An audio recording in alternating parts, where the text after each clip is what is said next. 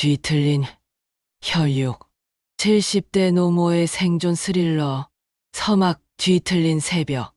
새벽 3시 17분. 김순옥 72세.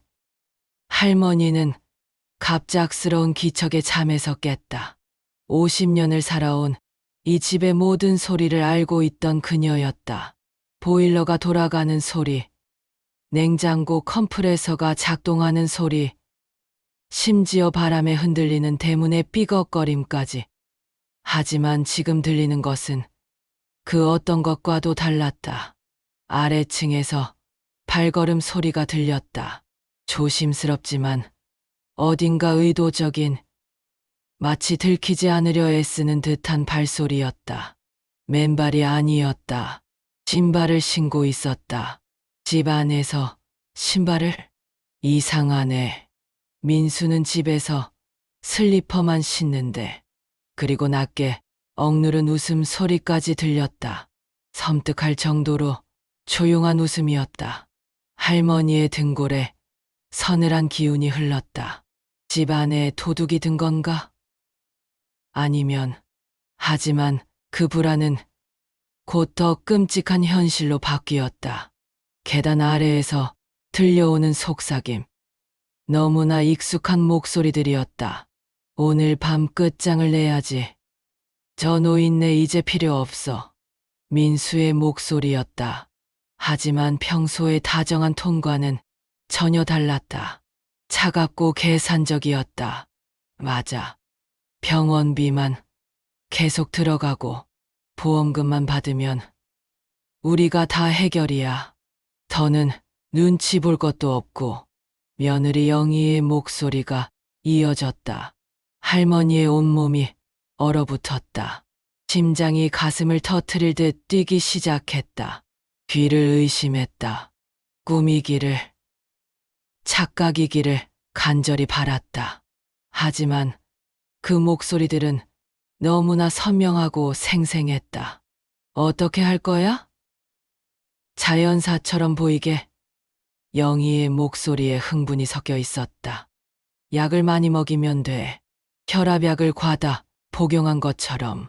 나이 많은 사람이 실수로 약을 잘못 먹은 거지 뭐.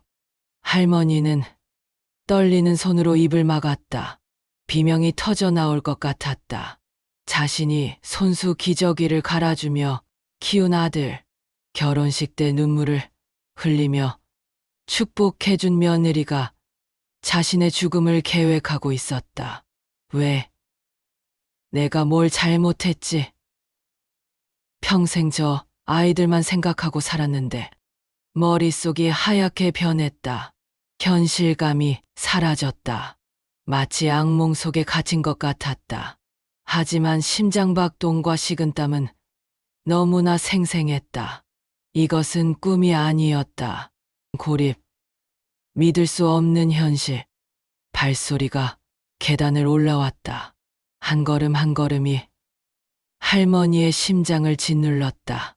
그녀는 재빨리 침대에서 일어났지만 다리에 힘이 들어가지 않았다. 70년을 살아오며 이런 공포를 느껴본 적이 없었다. 문고리가 천천히 돌아가는 소리가 들렸다. 아들이 집 열쇠로 문을 열고 있었다. 평소 같았으면 왜 문을 잠갔을까 궁금해했을 것이다. 하지만 지금은 달랐다. 저 문 너머에 살인자가 서 있었다. 할머니는 재빨리 침대 밑으로 몸을 숨겼다. 무릎이 아팠지만 참았다. 먼지가 코끝을 간지럽혔지만 재채기를 참았다. 숨소리마저 죽였다. 이게 현실일까? 내가 정말 내 아들에게서 숨어 있는 거야? 문이 조용히 열렸다. 발소리가 방 안으로 들어왔다. 할머니는 침대 밑에서 아들의 발을 볼 수 있었다. 평소 신던 편한 운동화였다. 몇 달 전에 자신이 사준 것이었다. 어머니, 방에 불 꺼져 있네. 잠들어 계시나? 민수의 목소리는 평소와 다름없이 다정했다. 연기였다. 완벽한 연기였다. 할머니는 온몸에 소름이 돋았다. 조용히 해. 깨우면 안 돼. 영희의 속삭임이 더 가까이 들렸다. 그녀의 발소리도 방 안으로 들어왔다. 하이힐이 아닌 운동화를 신고 있었다. 계획적이었다. 할머니는 침대 밑에서 떨고 있었다. 심장 소리가 너무 커서 들킬까봐 두려웠다. 입술을 깨물어 숨을 고르려 했지만 쉽지 않았다. 재산 정리는 다 끝났어? 통장이며 도장이며 전부 확인했지. 영희의 목소리에는 욕망이 드러나 있었다. 당연하지. 어머니 명의로 된 건 다 우리가 관리하고 있잖아. 집 문서도, 예금도, 보험도. 이제 마지막 절차만 남았어. 마지막 절차. 할머니의 뇌리에 그 의미가 스며들었다. 자신의 죽음이 그들에게는 하나의 절차에 불과했다. 감정도 죄책감도 없는 차가운 계산이었다. 혈압약 얼마나 먹이면 될까? 영희가 물었다. 평소 복용량의 10배 정도? 아니면 수면제와 섞어서. 고령자라서 실수할 수 있잖아. 할머니는 온몸이 얼어붙는 것을 느꼈다. 매일 아침 챙겨 먹던 혈압약, 잠들기 전 먹던 수면제가 자신을 죽이는 도구로 변할 줄은 상상도 못했다. 침대가 삐걱거렸다. 영희가 앉은 것 같았다. 이 침대도 낡았네. 새로 바꿔야겠어. 우리가 이 집 쓸 때 미리 인테리어 계획도 세워뒀어. 1층은 거실 넓히고 2층은 우리 방으로. 민수가 대답했다. 할머니는 분노와 절망이 동시에 밀려오는 것을 느꼈다. 그들은 자신의 죽음을 전제로 미래를 계획하고 있었다. 마치 이미 죽은 사람 취급하듯. 내가 뭘 잘못했을까? 사랑으로 키웠는데, 모든 걸 다 해줬는데, 하지만 지금은 자책할 시간이 아니었다. 생존이 우선이었다. 추격, 생존 본능의 각성. 그런데 정말 잠들어 계신 거 맞지? 영희가 의심스러워했다. 확인해보자. 민수가 침대 쪽으로 다가왔다. 할머니는 심장이 터질 것 같았다. 발견되면 끝이었다. 그들은 이미 살인 계획을 세웠다. 망설일 이유가 없었다. 민수가 침대를 확인하려고 구부렸을 때 할머니는 반대편으로 재빠르게 기어 나왔다. 70이 넘은 몸이었지만 생존 본능이 모든 것을 가능하게 했다. 창문이 보였다. 다행히 1층이었다. 할머니는 떨리는 손으로 창문을 열었다. 차가운 새벽 공기가 얼굴을 때렸다. 뭐야? 영희의 당황한 목소리가 들렸다. 할머니는 창문 밖으로 몸을 내밀었다. 높지 않았지만 어려웠다. 무릎이 아팠지만 참았다. 떨어지면서 발목이 삐끗했지만 달릴 수 있었다. 없어. 할머니가 없어. 영희의 비명 같은 외침이 집안을 가득 채웠다. 할머니는 마당을 가로질러 대문으로 달렸다. 맨발이었다. 자갈이 발바닥을 찔렀지만 아픔을 느낄 여유가 없었다. 그럴 리가 없는데. 민수의 당황한 목소리가 들렸다. 창문이 열려 있어. 도망갔어. 영희의 목소리에 분노가 섞였다. 할머니는 골목길로 뛰어들었다. 가로등이 희미하게 길을 비추고 있었다. 평소 같았으면 무서워서 나오지 못했을 시간이었다. 하지만 지금은 집이 더 무서웠다. 뒤에서 현관문이 쾅 소리를 내며 열렸다. 엄마, 어디 가세요? 민수의 목소리가 밤 공기를 갈랐다. 나야. 민수야. 왜 갑자기 나가세요? 하지만 할머니는 그 목소리의 진실을 알고 있었다. 평소 같았으면 따뜻하게 들렸을 목소리였지만 지금은 가면을 쓴 악마의 목소리였다. 할머니, 나와요. 걱정되잖아요. 뭔가 오해하신 것 같은데. 손전등 불빛이 어둠을 가르며 할머니를 찾고 있었다. 빛이 점점 가까워졌다. 할머니는 숨이 차올랐다. 평소 같았으면 10미터도 못 뛰었을 텐데 지금은 100미터도 뛴 것 같았다. 하지만 다리가 풀렸다. 더 이상 뛸 수 없었다. 이웃집 담벼락 뒤로 몸을 숨겼다. 거친 숨소리를 죽이려 손으로 입을 막았다. 심장이 목까지 올라온 것 같았다. 이상해. 분명 이쪽으로 왔을 텐데. 민수의 목소리가 가까워졌다. 빨리 찾아야 해. 경찰이라도 부르면 어떡해? 영희의 다급한 목소리가 들렸다.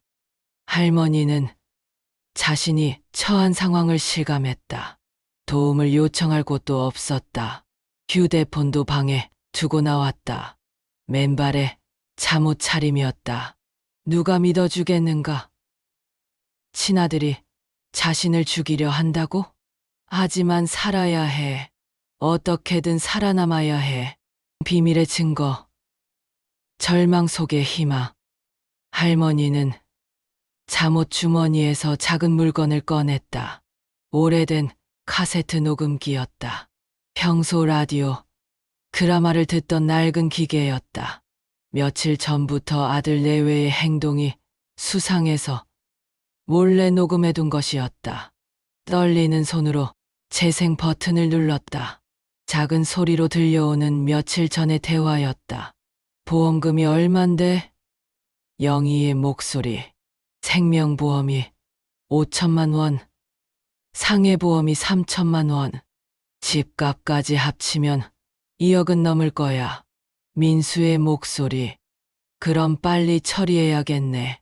병원비만 계속 나가고. 응, 더 늙기 전에 치매라도 오면 복잡해져. 할머니는 녹음기를 꼭 쥐었다.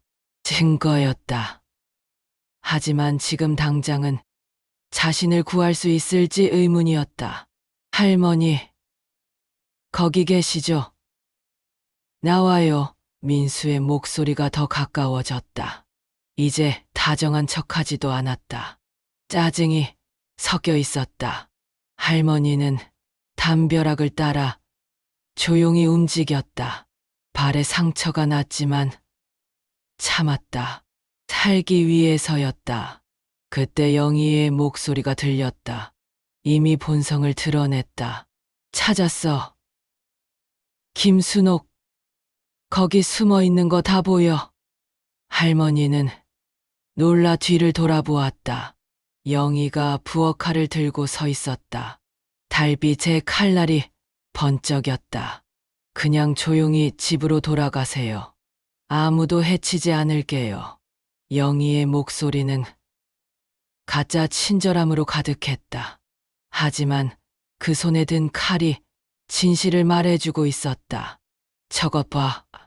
우리가 뭘 하려는지 다 들었잖아. 이제 와서 모르는 척할 거야? 민수도 나타났다. 그의 얼굴에는 더 이상 아들의 모습이 없었다. 잡아야 해.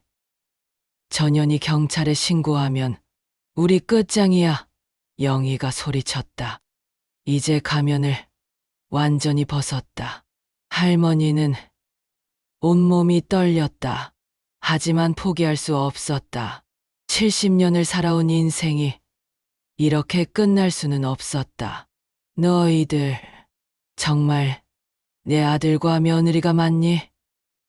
할머니의 목소리가 떨렸다. 이제 와서 감상에 젖을 시간은 없어요. 어머니, 민수가 차갑게 말했다. 조용히 따라와요. 하지만 할머니는 도망쳤다. 다시 뛰기 시작했다. 뒤에서 발소리가 따라왔다. 절정, 배신의 끝과 마지막 희망. 할머니는 이웃집 헛간을 발견했다. 낡은 건물이었지만 숨을 곳이 없었다. 문이 열려 있었다. 안으로 들어가 농기구들 사이에 몸을 숨겼다. 어둠 속에서 거친 숨을 고르려 했다. 온몸이 식은땀으로 젖어 있었다. 심장이 아직도 광란하듯 뛰고 있었다. 제발, 제발 찾지 마라. 하지만 기도는 통하지 않았다. 곧 헛간 밖에서 목소리가 들렸다. 이 근처에 있을 거야. 멀리 갈 수 없어. 영희의 목소리였다. 헛간도 확인해봐. 민수가 지시했다. 문이 거칠게 열렸다. 손전등 불빛이 헛간 안을 훑었다. 할머니는 낡은 쟁기 뒤에 몸을 더 움츠렸다. 엄마, 여기 계셨구나. 민수의 목소리였다. 발견당했다. 할머니는 절망감에 빠졌다. 손전등 불빛이 할머니를 비췄다. 어둠 속에서 모자의 눈빛이 마주쳤다. 할머니는 자신이 키운 아들의 얼굴에서 한 점의 정도 찾을 수 없었다. 왜 이렇게 고집을 부리세요? 민수의 목소리는 차분했다. 마치 일상적인 대화를 하듯 자연스러웠다. 그것이 더욱 끔찍했다. 그냥 조용히 눈 감으시면 되잖아요. 고생도 끝나고 우리도 편해지고 얼마나 좋아요. 할머니는 떨리는 목소리로 물었다. 정말, 정말 나를 죽일 거야? 어머니, 어차피 몇 년 더 사실 것도 아니잖아요. 민수가 무덤덤하게 대답했다. 병원비만 들고, 약값만 들고, 우리도 힘들어요. 이제 그만 편히 가세요. 나한테서 받은 사랑은, 너를 키우며 내가 흘린 땀은, 그런 건 이제 중요하지 않아요. 과거는 과거고, 현실은 현실이에요. 할머니는 가슴이 찢어지는 것을 느꼈다. 이것이 자신이 키운 아이의 진짜 모습이었다. 빨리 끝내. 누가 올지 모르잖아. 영희가 헛간 밖에서 재촉했다. 그 순간 할머니는 결심했다. 끝까지 포기하지 않기로. 떨리는 손으로 녹음기를 꼭 쥐었다. 마지막 희망이었다. 전력을 다해 헛간 밖으로 녹음기를 던졌다. 도와주세요. 살려주세요. 동시에 목청껏 소리쳤다. 민수가 놀라 달려들었지만 이미 늦었다. 반전과 해방. 그리고 진실의 승리. 헛간 밖에서 굴러온 작은 기계를 우연히 주운 것은 마을을 순찰하던 청년 경찰관 이준호였다. 새벽 순찰 중이었던 그는 갑작스러운 비명소리에 달려왔다. 이게 뭐지? 그는 호기심의 녹음기에 재생 버튼을 눌렀다. 오늘 밤 저 노인네를 없애야 해. 보험금만 받으면 재산은 다 우리 거야. 아들과 며느리의 생생한 음성이 고요한 마을 밤 공기를 갈았다. 이준호는 즉시 상황을 파악했다. 범죄 현장이었다. 경찰이다. 모두 나와. 강력한 경찰 손전등이 헛간을 비췄다. 민수는 순간적으로 달아나려 했지만 놀라서 농기구에 걸려 바닥에 넘어지고 말았다. 으악!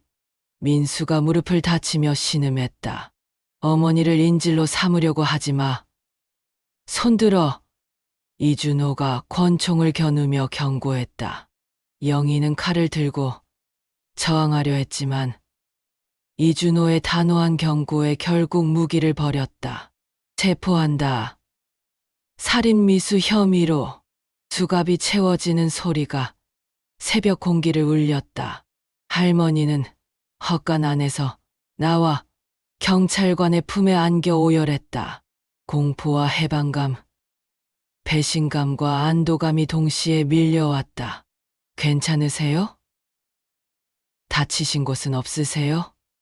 이준호가 부드럽게 물었다. 고마워요. 정말 고마워요. 할머니는 눈물을 멈출 수 없었다. 민수는 수갑이 채워진 채로도 차가운 표정을 잃지 않았다. 마치 계획이 실패한 것을 아쉬워하는 듯한 얼굴이었다. 어머니, 그래도 우리한테 재산 넘겨줄 생각은 없으세요? 어차피 쓸 곳도 없잖아요. 그 말을 듣고 할머니는 완전히 깨달았다. 저것은 더 이상 자신의 아들이 아니었다. 자신이 키운 것은 아들이 아니라 괴물이었다. 너는 이미 내 아들이 아니야. 할머니의 목소리에는 더 이상 흔들림이 없었다. 구급차와 경찰차의 사이렌 소리가 마을의 고요함을 깼다. 긴 악몽이 드디어 끝나고 있었다. 새로운 시작과 진정한 가족의 의미. 6개월 후 법정에서 민수와 영희는 살인 미수와 재산 편취, 미수 등의 죄목으로 각각 10년과 8년의 중형을 선고받았다. 녹음기 속 증거는 결정적이었고 할머니의 증언은 완벽했다. 할머니는 이제 시내의 깨끗한 요양원에서 평온한 노후를 보내고 있다. 집은 팔고 그 돈으로 여생을 편안하게 계획했다. 비록 혈육에게 배신당했지만 생존 본능과 지혜로 위기를 극복했다는 자부심이 있었다. 오늘도 조카 순자가 면회를 왔다. 이모, 정말 후회 안 되세요? 그래도 민수 오빠는 이모가 키운 아들인데. 할머니는 창밖의 푸른 하늘을 바라보며 조용히 대답했다. 혈육이라고 해서 모든 걸 용서할 수는 없어.